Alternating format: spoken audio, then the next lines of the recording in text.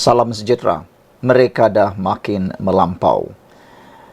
Ini pula yang terjadi selepas isu doa kunut nazilah di parlimen yang dikatakan oleh ahli parlimen dan juga Menteri Keselamatan Dalam Negeri sebagai melampau. Ini pula perbuatan yang turut disebut sebagai melampau oleh Aiman Atira, yang mana beliau kata adalah satu tindakan melampau mengaitkan beliau dengan arak, dan kini beliau tuntut supaya perkara itu ditarik balik dalam masa 48 jam. Seorang individu bertindak melampau apabila cuba mengaitkan Timbalan Menteri Perumahan dan Kerajaan Tempatan KPKT Aiman Atira dengan sebuah jenama minuman keras iaitu Tiger. Aiman Atira dalam satu kenyataannya hari ini menuntut individu tersebut menarik balik hantaran tersebut dalam tempoh 48 jam dan berhenti menyebarkan fitnah. Beliau berkata pasukannya sedang mengumpul maklumat berkaitan dan tidak akan teragak-agak untuk mengambil tindakan undang-undang. Saya nasihatkan Mat Nur Azman Yusof turunkan posting ini dan hentikan sebaran fitnah atau berhadapan dengan tindakan undang-undang, kata beliau. Saya sama sekali tidak pernah menghalalkan arak, tetapi malang sekali ramai pula kelompok takfiri yang menghalalkan fitnah dan menghalalkan percubaan jahat mengaibkan saya dengan fitnah. 48 jam, tegasnya dalam satu kenyataan di Facebook hari ini. Hasil pemerhatian sehingga berita ini ditulis, individu terbabit masih belum menurunkan hantaran tersebut. Hantaran dibuat individu terbabit dipercayai berkaitan dengan isu terpalit pada ahli parlimen Sepang itu ketika beliau menghadiri sebuah konsert amal pendidikan anjuran sebuah sekolah kebangsaan jenis Cina SJKC bagi meraikan para penyumbang sekolah itu. Tular foto memaparkan Aiman Atira bergambar dengan individu lain sambil memegang replika cek sumbangan syarikat arak sebanyak RM 3,175 juta ringgit.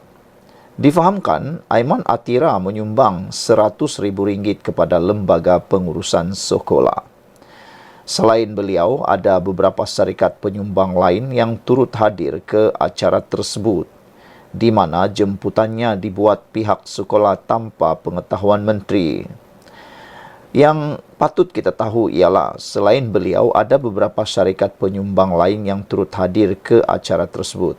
Dan perkara itu, yang mana jemputan yang dibuat oleh sekolah itu sebenarnya tidak diketahui oleh menteri tersebut. Jadi nak buat macam mana lagi kan? Sekolah tu yang jemput pihak yang lain yang turut menjadi penyumbang. Takkanlah menteri itu pulang pula tiba-tiba kan? Dia terpaksalah berada di sana juga. Lebih afdal macam itu. Dalam penjelasan Aiman Atira, syarikat minuman arak tersebut adalah salah satu penyumbang SJKC berkenan. Selain itu, Aiman Atira menjelaskan bahawa kehadirannya adalah untuk memberikan sokongan terhadap usaha sekolah untuk mengumpul dana bagi membangunkan dewan yang selesa kepada murid. Sekian untuk kali ini. Jangan lupa tinggalkan komen anda, tekan butang subscribe. Bye-bye. Adun Rembia dikatakan bakal muflis. Apa pula pendapat anda semua? Adakah itu adalah hukum karma balasan kepada orang yang tak setia dengan parti? Kerana kita tahu sebelum ini Adun Rembia berasal daripada parti PKR. Selepas itu beliau lompat lagi menyertai parti UMNO, Barisan Nasional. Selepas itu kata tak lagi sehaluan dengan parti itu, mengambil pula alasan kononnya parti UMNO kini dah bekerjasama dengan Pakatan Harapan, dia lompat lagi dalam PAS. Namun netizen kata itu semua gara-gara nak menjadi calon semata-mata. dah boleh menghidu, dia tak dapat lagi dicalonkan, dia pindah tempat lain. Walau bagaimanapun dia juga gunakan alasan tak diberikan peruntukan. Manakan nak bagi peruntukan, kata Ketua Menteri Melaka, kalau dia sendiri dah mengambil keputusan menyertai pembangkang. Nak bagi macam mana lagi kan? Dah mengkhianati kawan, dah mengkhianati parti, nak mau bagi apa lagi? Itu sebabnya netizen kata, tindakan muflis itu adalah satu balasan yang sewajarnya, wajar untuk ahli Parlimen Rembia itu. Kali ini, Puan Zarkasi, Speaker Dewan Undangan Negeri Johor, dia bukan orang biasa-biasa. Puan Zarkasi ialah Speaker Dewan Undangan Johor. Jadi kalau dia sebagai speaker pun dapat mengambil keputusan seperti ini, kalaulah Adun Rembia ini berada dalam Dewan Undangan Negeri Johor, saya pasti Puan Zarkasi dah menghukum dia seteruk-teruknya. Tapi ini pula Puan Zarkasi kata, biar dia muflis, kena saman sebab jadi YB Katab. Itu kata-kata YB yang berhormat Puan Zarkasi. Kata beliau, UMNO perlu memastikan ahli Dewan Undangan Negeri Adun Rembia, Datuk Muhammad Jailani Khamis dikenakan tindakan tegas.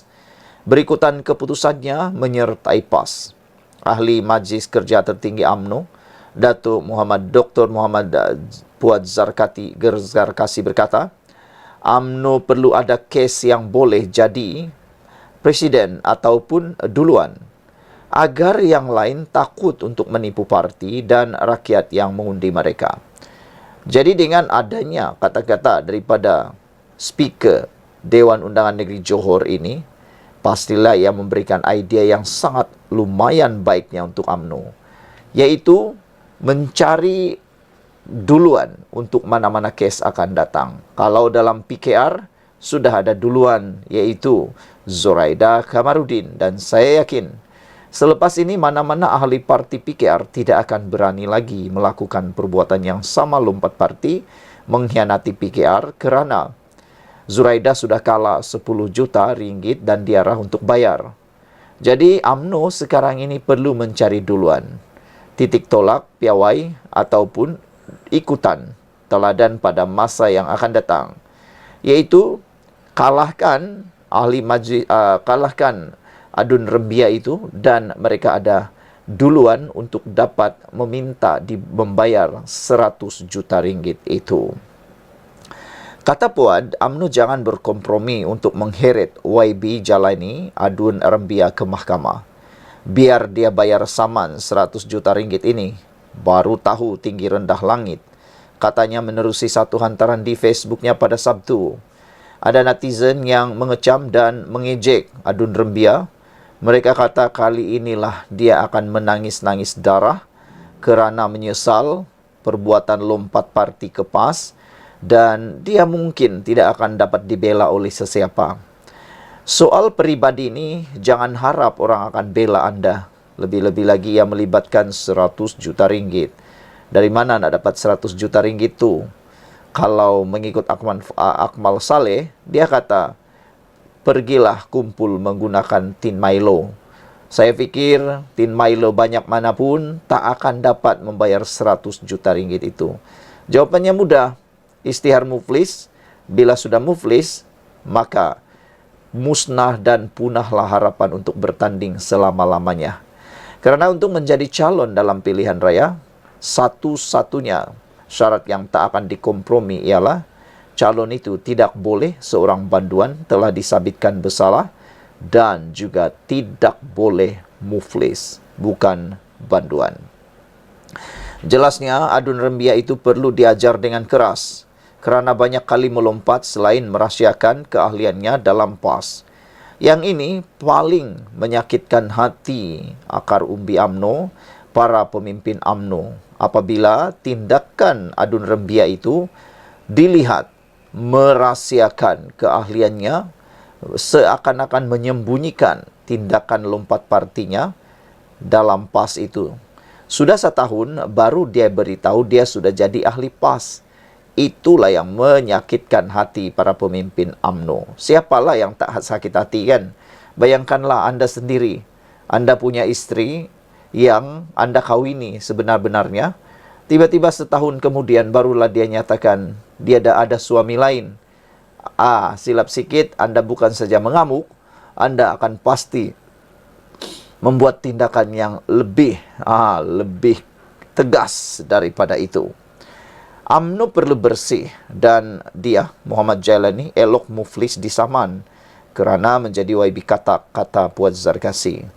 Pada Selasa, Setiausaha Agung PAS Datuk Seri Taqiyuddin Hassan mengumumkan Muhammad Jailani yang sebelum ini digantung keahlian dalam UMNO sah menyertai PAS. Ini satu kesilapan yang besar oleh Muhammad Jailani. Beliau mungkin lupa menggunakan khidmat peguam. Dia patut tanya dulu peguam-peguam dia. Apa yang patut dia buat? Dia patut bertanya dulu pada peguam dia. Wajarkah dia mengumumkan terus? Ini bukan dia yang umumkan. Saudara, kalau dia yang umum, pada pendapat saya, kalau Muhammad Jailani sendiri yang umum, mungkin itu masih boleh diterima dan boleh diputar balik, ditwist dan dispin. Tapi oleh kerana yang mengumumkan itu ialah Setiausaha Agung PAS sendiri, nak spin macam mana lagi? Dah terlalu rasmi dah. Dah terlalu rasmi sehingga Setiausaha Agung PAS sendiri yang umumkan. Nak spin macam mana lagi? Nak buat U-turn macam mana lagi? Semuanya dah sah. Nah, katanya lagi kemasukan Muhammad Jailani ke parti itu berkuat kuasa Jun tahun lalu lagi. Itu disahkan oleh Setiausaha Agung PAS itu. Sebelum DUN Melaka, Dewan Undangan Negeri Melaka meluluskan Akta Anti Lompat Parti yang dinamakan Rang Undang-Undang RUU Perlembagaan Negeri Melaka Pindahan 2023 pada 31 Julai 2023. Di sinilah kelihatannya betapa dia merahsiakan keahliannya semenjak itu. UMNO tahun lalu menggantung keahlian Muhammad Jailani selama 6 tahun kerana didakwa melakukan sabotaj terhadap parti apabila dengan sengaja hadir pada majlis pengumuman calon Perikatan Nasional pada PRK Simpang Jeram di Bakri, Johor. Pada Mac 2020 lalu, Muhammad Jailani antara 4 wakil rakyat PH di Melaka yang bertindak menyokong gabungan Perikatan Nasional selepas mendakwa hilang kepercayaan terhadap Ketua Menteri Melaka ketika itu, Adli Zahari, sehingga kerajaan PH Melaka tumbang. Akhirnya, PHBN pula bekerjasama. Sekarang ini, siapa yang kena, dia yang terasa pedasnya. Sekian dulu, jangan lupa tinggalkan komen Anda, tekan butang subscribe, bye-bye.